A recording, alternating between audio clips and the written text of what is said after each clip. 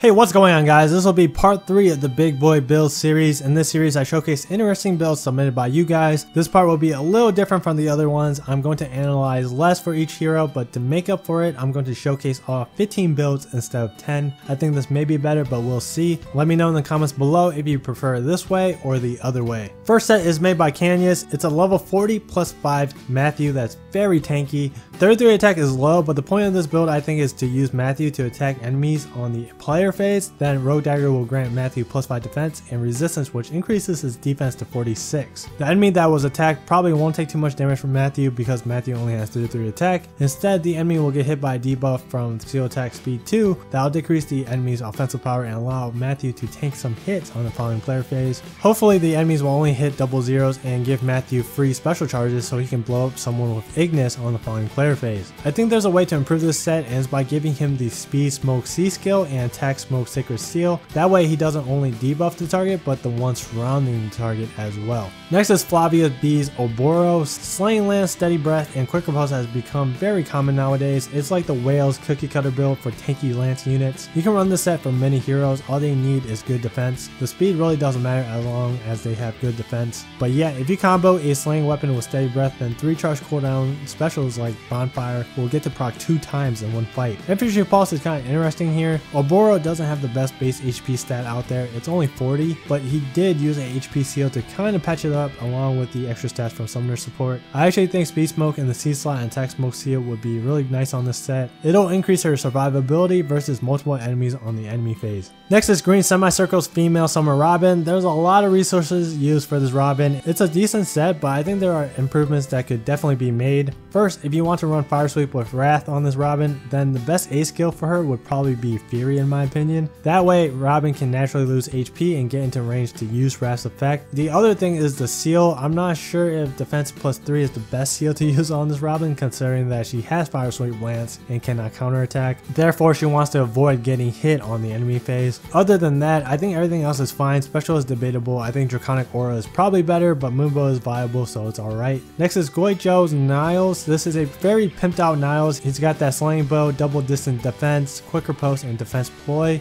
I've never noticed it, but Niles actually has pretty decent speed. This one is plus 10, so a regular Niles would have around 39 speed. Some of you guys might think Quicker Post is questionable for units with speed 40 and above, but you have to remember that there's a lot of mages out there that are super fast. Niles doesn't have the best attack stat, so Quicker Post definitely helps him one round KO those mages. If Niles isn't needed, then he can still help out by debuffing the enemies with defense ploy. Fifth hero is Gerald Leland's Hinata. He's got that Wodow, Steady Breath, and Swordbreaker. So usually Wodow is commonly used for fast bulky units like Athena and Selena. It can definitely be used on slower units, but they'll need a breaker skill so they can double certain units. This Hinata works best during enemy phase and for baiting sword enemies. Swordbreaker limits the sword enemies to only 1 attack and grants Hinata a guaranteed follow-up attack. Hopefully he can kill in 2 hits so he can save Bonfire for a different target on the following player phase. I would recommend maybe giving Hinata the Panic Ploy seal instead of the Squad Ace B Sacred Seal. That way he can still be useful against a team that consists of a lot of mages, especially Blade Tone mages. Next is Landros 23's Reinhardt. This one is quite different from the ones we usually see in Arena. Blower Owl, Close Counter, Obstruct, and Threaten Resistance. I've discussed with many people about different Reinhardt builds. He can run a lot of different tomes. It's just that nobody wants to swap out Dire Thunder. Auto Tome with Obstruct is kind of awkward for some situations. Obstruct prevents enemies from running past Reinhardt, but the thing is Reinhardt wants to be next to allies. If you want to get the full effect from the Owl Tome, meaning 3 allies next to Reinhardt, then Obstruct is probably useless. Maybe there's a situation that I'm not thinking about, but that's my 2 cents on it. However, this is probably the most unique Reinhardt I've ever seen. The other variants I see are usually just Raven Tone Bowbreaker builds.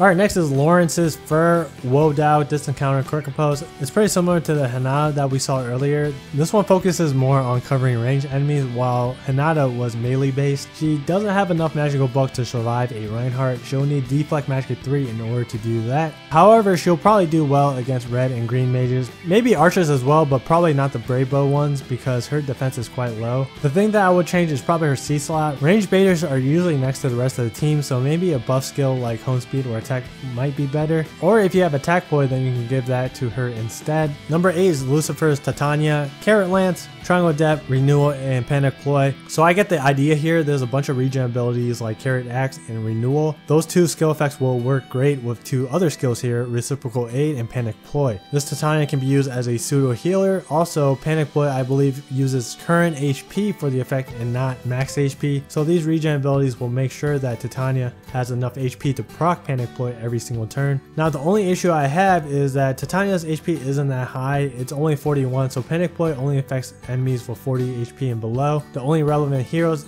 in that range are probably mostly mages. I guess if that's what he was going for, then whatever. Next up is Najee's Felicia. She has Kitty Paddle, Iceberg Double, Distant Defense, Bow Breaker, and Defense Ploy. So everybody knows what Felicia does best, which is baiting and killing off mages, including Reinhardt. Everything on this set is perfect besides one thing, Bow Breaker. I'm not too sure why she has Bow Breaker. She can't really tank anything because of her low defense. I guess what it does allow Felicia to do is double fast archers on the player phase. She can one round KO archers like Cordelia and Lynn on the player phase. If there's nothing to bait, then she can of course be used to debuff enemies using Defense Ploy 3. Next is Nathan's Drog, 4-star, level 40 plus 1, Loadout, Noontime Fury, and Seal Defense. The strategy I'm seeing for this set is to use Drog to bait and counter on the enemy phase and lower the target's defense using Seal Defense. Then on the following player phase, he can regain his health back with Noontime. The defense debuff from Seal Defense will help Drog get some extra health back. Also, I believe Loadout's effect increases the healing from Noontime by 10, so there's that as well. Fury decreases the longevity for bulky heroes, but with Noontime and the extra healing from Loadout, then it kind of balances out. The 11th hero belongs to Queen Becca. It's his or her 40 plus 10 Rebecca. Queen gave her Slaying Bow, Fury, Cancel Infinity, and Panic Ploy. With this kind of build, you have to be really careful with the order of what enemies to attack first. The reason is because Fury lowers HP and the unit is also taking counterattack hit damage, and without Desperation, it's going to be hard to tank counter hits down the road. So the order is crucial here, but obviously I don't know the allies that are being used with this Rebecca. There could be some type of healer on the side. Rebecca's HP is pretty low. She only has base 37, but with the power of summoner support and seals, her HP can be quite decent. The rest of her skills are fine. It's just that Panic Ploy is kind of questionable. Up next is Sebastian's Tana. Vidofner, close defense and guidance is quite common on Tana. The interesting skill here is Wind Sweep. Vidofner and close defense with attack smoke makes Tana a very tanky unit on the enemy phase. She's gaining about 13 defense when attacked by a melee unit. That'll push her defense up to 42 and 49 if we include attack smoke 3's effect. So she's already taking like no damage on the enemy phase. Then on the player phase, she also takes no damage because she has Wind Sweep. Wind Sweep allows Tana to safely proc Ignis and activate attack smoke. I actually really like this set because I think it's really well thought out, so good job, bro. The next big boy is Seth the God Seth, level 40 plus 10 and has Slaying Edge, Fury, and Swordbreaker. Someone asked for a good Seth build a while back, so here's a good one for you. Slaying Edge reduces Bonfire's cooldown to 2, so whenever Seth initiates on a fast sword unit, he can proc Bonfire on the second hit. I wonder if it's better for Seth to have Honed Cavalry and be the recipient of Fortified Cavalry. My reason is because this set seems kind of special reliant, so he doesn't necessarily need Home Cavalry buffs. I don't know what team he's running, so I'm just spewing out random thoughts. Second last hero is Stylish Sonic's Felicia. Here's another Felicia build, but it's very different from the previous one. This one is filled with support skills and tons of utility. Single target debuff from Dancer's Fan and Steel Attack Speed 2, heals from Dancer's Fan, and AoE debuffs from Attack and Defense Ploy. This Felicia cannot survive a Moonbow QP Reinhardt with Home Cavalry buffs. The only way she can survive is if she gets the attack ploy effect off.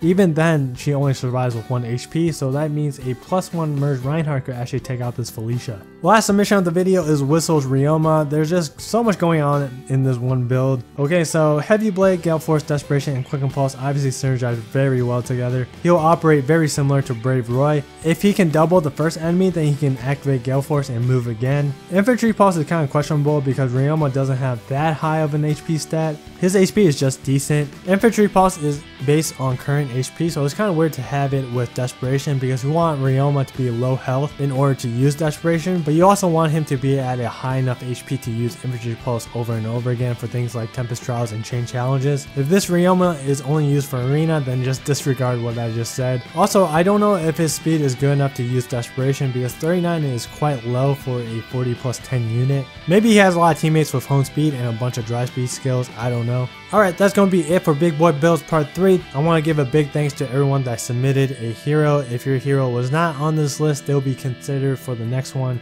As for this video, I try to keep each segment shorter this time. Let me know if you like shorter segments with more builds or less builds with more analysis. Thank you guys for watching. Hope you enjoyed the video, and I'll see you guys next time.